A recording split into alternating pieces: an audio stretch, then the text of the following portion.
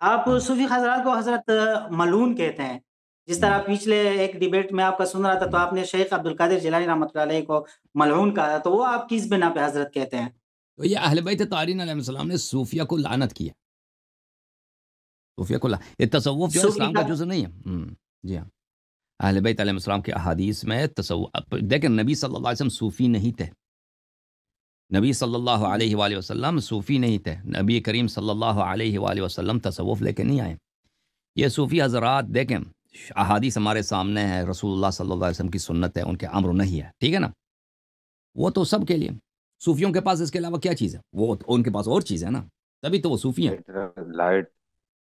ہاں تو جو حضرت وہ کرتے یہ ہیں، وہ تزکیہ نفس والے جو خانقاہیں بنا کے بیٹھے ہوئے ہیں، بڑے اس میں نام اور شخصیات ہے، آپ ان سب کو معلوم کہہ رہے ہیں؟ تزکیہ نفس جو ہے، تزکیہ نفس وہ تو شریعت کا جز ہے. تزکیہ نفس جو ہے اس کا تصوف سے کیا ربط؟ ابھی ہم نماز پڑھتے ہیں، تزکیہ نفس کرتے ہیں، ہم نماز شب پڑھتے ہیں، تزکیہ نفس کرتے ہیں، ہم توبہ کرتے ہیں، ماہ رمضان میں روزے رکھتے ہیں، اس کا تصوف سے کیا ربط؟ ٹھیک ہے نا، اس کا تصوف سے کیا ربط ہے بھائی؟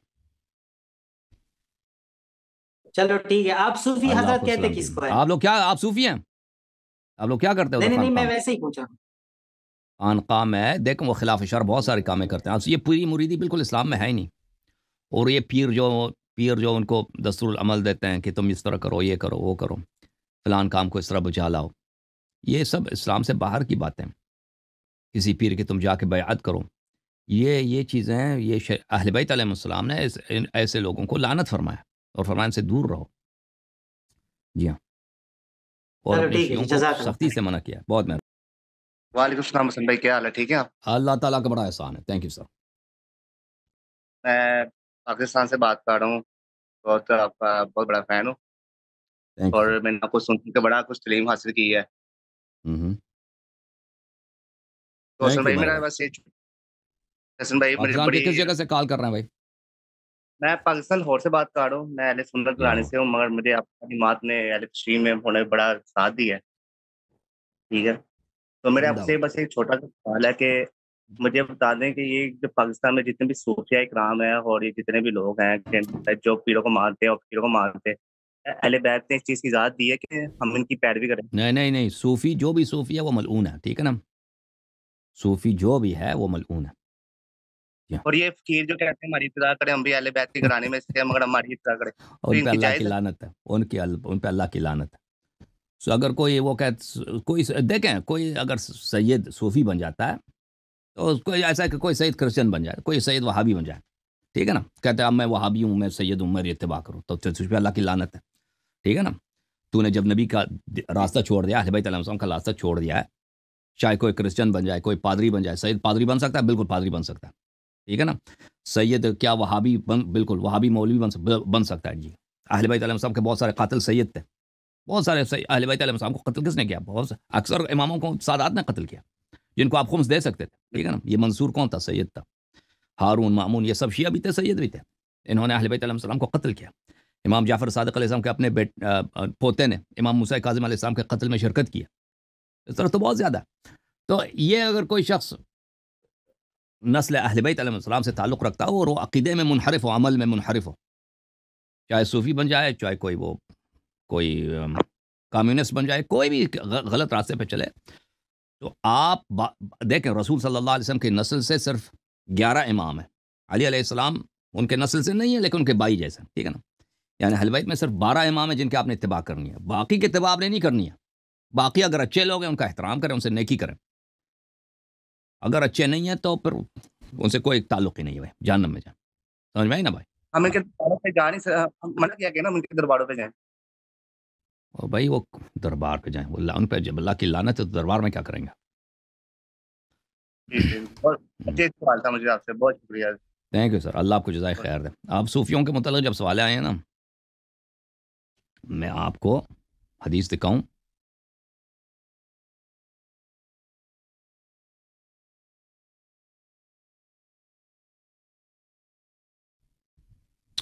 یہ کتاب ہے مستدرک الوسائل و مستنبط الوسائل لشیخنا مرزا حسین النوری رحمۃ اللہ علیہ، جلد نمبر 11 ہے، سن 1991 میں چھپی ہے. یہاں پہ ملاحظہ کریں، صفحہ نمبر 380. حدیث نمبر 25 یہاں پہ صحیح سند کے ساتھ روایت کرتے ہیں کہ امام حسن عسکری علیہ الصلاۃ والسلام نے فرمایا یا ابا ہاشم، ابو ہاشم جعفری سے، تو یہاں پر وہ فرماتے ہیں کہ ایک زمانہ آئے گا کہ لوگوں کے چہروں پہ بہت مسکراہٹ ہوگی لیکن ان کے دل تاریک سیاہ ہوں گے، سنت ان میں بدعت ہوگا، جو نبی صلی اللہ علیہ وسلم کا طریقہ کار ہے، احادیث وغیرہ، یہ اس کو کیا کہیں گے کہ لوگ اس کو بدعت پکاریں گے۔ شیعوں میں یہی ہے کہ نہیں؟ ابھی بالکل یہی ہے، والبدعۃ فیہم السنہ، اور بدعت کو یہ سنت کہیں گے۔ جماعت عمریہ میں بھی یہی ہے، ہاتھ کھول کے نماز پڑھنا جو سنت ہے وہ بدعت ہے، اور ہاتھ باندھ کے نماز پڑھنا جو بدعت ہے وہ سنت ہے۔ المؤمن بینہم محقر، مومن کو تحقیر کیا جائے گا، مومن کو کہیں گے کہ یہ پاگل ہے، یہ بیوقوف ہے، یہ نادان ہے، یہ مائسکس ہے۔ والفاسق بینہم موقر، اور فاسق اس کی توقیر، اس کا احترام، اس کے لیے فنکشن رکھیں گے، بھائی کہ بہت بڑا فاسق آیا آج ذاکر نائب صاحب ٹھیک ہے، اس کے لیے فنکشن، شیعہ مولوی کو بھی لے کے آؤ اللہ کی لعنت۔ امراؤہم جاہلون جائرون، ان کے امیر جو ہیں کیا ہوں گے؟ ان کے بادشاہ سب جاہل اور سب ظالم۔ وعلماؤہم فی ابواب الظلمۃ سائرون، اور ان کے عالم جو ہے نا وہی اسی ظالم بادشاہوں کے دربار پہ ان کی لائن لگی ہوگی، اس کی تعریف کریں گے کہ ہمارا ولی فقی ہے، یہ منصور دوانقی ہمارا ولی فقی ہے، منصور ثانی یہ ہمارا لیڈر ہے، یہ فلان ہے، یہ فلان ہے۔ اچھا، علماء جو ہیں وہ سب ان کو کچھ آتا ہی نہیں ہوگا سوائے ظالمین کے گیت گانے کے علاوہ۔ اغنیاؤہم یسقون زاد الفقراء واصاغرہم یتقدمون علی الکبراء، جو امیر ہوں گے وہ غریبوں کے مال چوری کریں گے، اور جو چھوٹے ہوں گے وہ بڑوں پہ تقدم حاصل کریں گے۔ اچھا، یہ چلتے چلتے کہتے ہیں علماءہم شرار خلق اللہ علی وجہ الارض، امام علیہ السلام نے فرمایا اس زمانے میں علماء، اب بالکل آج کا زمانہ ہے، وہ جماعت عمریہ کے لیے بھی ہے، شیعوں کے لیے بھی ہے، علماء اس زمانے کے علماء دنیا میں بدترین جو خلق ہوں گے نا، سب سے بدمعاش ترین، سب سے فاسق ترین طبقہ علماء ہوں گے، امت کے علماء ہوں گے، بدترین زمین اللہ کی مخلوق اس زمانے کے عالم ہوں گے۔ لأنہم یمیلون الی الفلسفۃ والتصوف، کیونکہ ان کا میل و رجحان ہوگا، محبت ہوگی ان کو کس سے؟ فلسفہ اور تصوف سے، اور یہ بالکل شیعہ علماء کے 98% یہی حالت ہے آج کے زمانے میں، شیعہ علماء کے 98% یہ فلسفہ، عرفان، تصوف کے یہ مرید ہیں۔ وَأَيْمُ اللَّهِ إِنَّهُمْ مِنْ أَهْلِ الْعُدُومِ وَالتَّحَرُّفِ، امام عسکری علیہ السلام فرماتے ہیں اللہ کی قسم یہ کجی تیرے راستے اور انحراف کے راستے پر ہوں گے۔ یبالغون فی حب مخالفین، یہ ان کا کام ہوگا کہ اہل سنت کی محبت کے گیت گائیں گے کہ ان سے اتحاد کرنا، یہ ہمارے بھائی ہیں، یہ ہمارے نفس ہیں، یہ ہماری جان ہے، ان پہ صدقے، ان پہ قربان، ٹھیک ہے نا، فلسطین کے لیے سب قربان کرو یبالغون شیعہ برباد ہو جائیں، برباد ہو جائیں، فلسطین کو بچانا، وہ فلسطین کو بھی نہیں بچا سکے نا، مزے کی تو یہ بات ہے، فلسطین کو بھی تباہ کر دیا، لبنان کو بھی تباہ کر دیا، اب ایران کی باری، اس کو بھی انہوں نے غرق کرا دینا۔ وَيُذِلُّونَ شِيعَتَنَا وَمَوَالِينَا، اور ہمارے شیعوں کو گمراہ کرتے ہیں یہ لوگ۔ اچھا، بالکل شیعہ علماء کا ایڈریس ہے، یہ بہت واضح ہے۔ پھر اسی کتاب کے جلد نمبر 12 میں جو سنہ 1991 میں چھپی ہے، یہ حدیث ملاحظہ کریں۔ امام رضا علیہ الصلوۃ والسلام سے روایت ہے کہ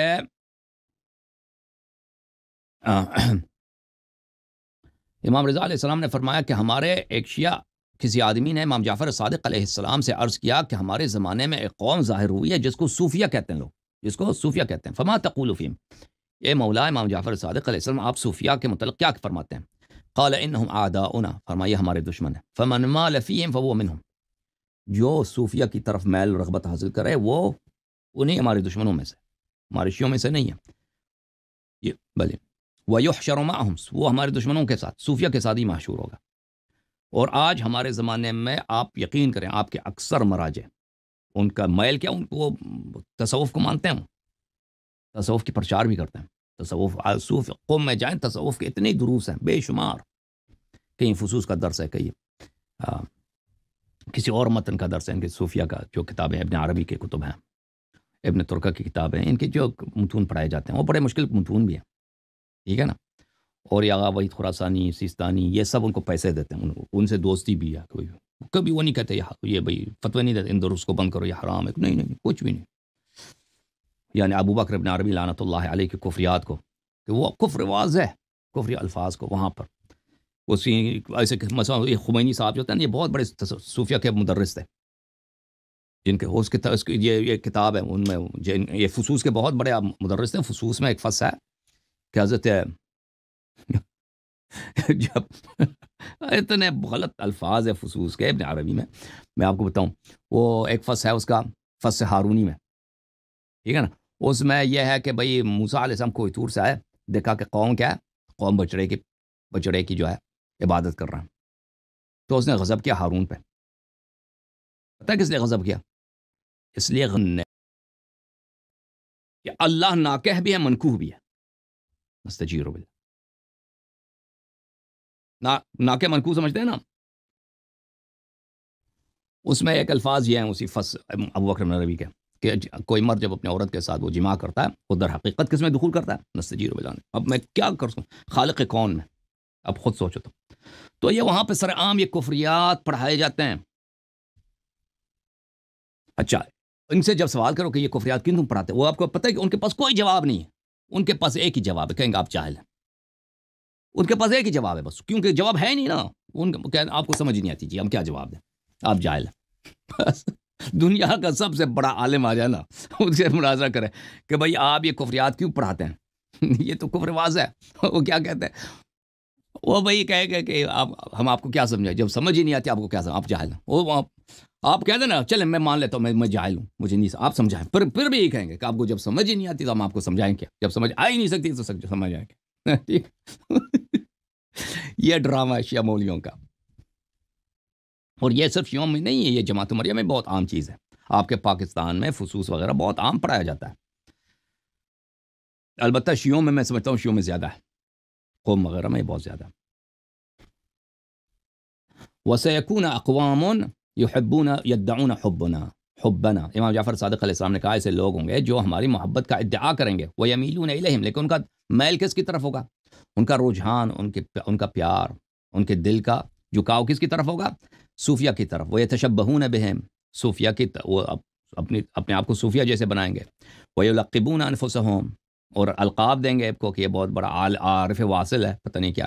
وَيُؤَوِّلُونَ أَقْوَالَهُم، اور یہ کیا کریں گے، ان کے اقوال کی تعویل کریں گے. ان کے کفریات کو لائیں گے نا شیعوں کے، کہیں گے اپنے عربی اس سے مراد کچھ اور ہے، یہ جو آپ سمجھ رہے یہ نہیں ہے، اس کا کوئی اور معنی نکالیں گے جو کسی کو سمجھ ہی نہیں آتا. جی غلط معنی اس کا. ابن عربی کا جو میں عرض کرتا ہوں، ابن عربی کا کفر بہت واضح ہے، اس کا تعویل نہیں ہو سکتا.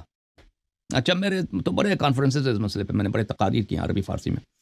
الا فمن مال الیہم فلیس منا، جو بھی صوفیہ کی طرف رجحان حاصل کرے وہ شیعہ نہیں ہے. وانا منہم برا، اور میں امام جعفر صادق علیہ وانا منہم برا، ہم اہل بیت علیہ السلام ایسے شخص کے کیا ہیں، دشمن ہیں. ومن انکرہم ورد علیہم کان کمن جاہد الکفار بین یدی رسول اللہ صلی اللہ علیہ وسلم. جو صوفیہ کو رد کرے اور ان کی تکذیب کرے، ان کو باطل قرار دے، اس نے رسول صلی اللہ علیہ وسلم کا دفاع کیا، دین کا دفاع کیا. وہ ایسا ہے کہ جیسے غزوے میں پیغمبر صلی اللہ علیہ وسلم کے ساتھ ہے اور مجاہد ہے، جہاد کر رہا ہے. تو اتنی بڑی جو ہے کیا ہے، فضیلت ہے صوفیہ کو رد کرنا. سمجھ میں آئی نا بات آپ کو. اور یہ آپ کے خمینی صاحب جو تھے بہت بڑے صوفی تھے. خامنئی بیچارے یہ تو ان پڑھ آدمی ہے. خامنئی یہ بھی صوفیہ کی طرف بہت مائل ہے، لیکن کیونکہ علم تصوف ایک مشکل علم ہے، اس نے حوزے میں اتنی محنت نہیں کیا نا خامنئی. جیسے حسن نصر اللہ صاحب تھے، یہ تو اتنے پڑھے لکھے عالم مولوی تو نہیں تھے یہ لوگ، تو یہ ان کو اتنی سمجھ نہیں آتی. لیکن یہ ان کا دل بہت کرتا ہے خامنئی کا. وہ اس نے بڑے پیسے لگائے ہیں تصوف پھیلانے ایران میں، تصوف کی ترویج کے لیے.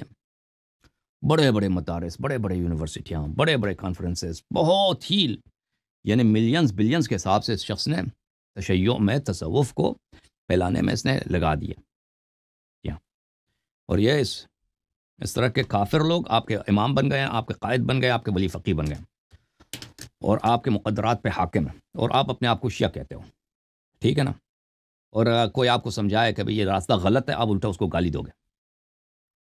ٹھیک ہے نا. کیونکہ کیا عرض کریں، دلیل تو آپ کے پاس ہے نہیں. آپ کے علماء کے پاس بھی رد کرنے کے لیے دلیل نہیں ہے، تو آپ کے پاس کیا بچا؟ پھر گالی بچ گیا نا. گالی کے علاوہ آپ کے پاس کیا؟ ٹھیک ہے نا. ہمارے شیعہ بھائیوں کے پاس، خامنئی صاحب کے مقلدین کے پاس. یہ مولوی صفدر صاحب واپس آئے نہیں آئے بھائی؟ آ گئے بھائی.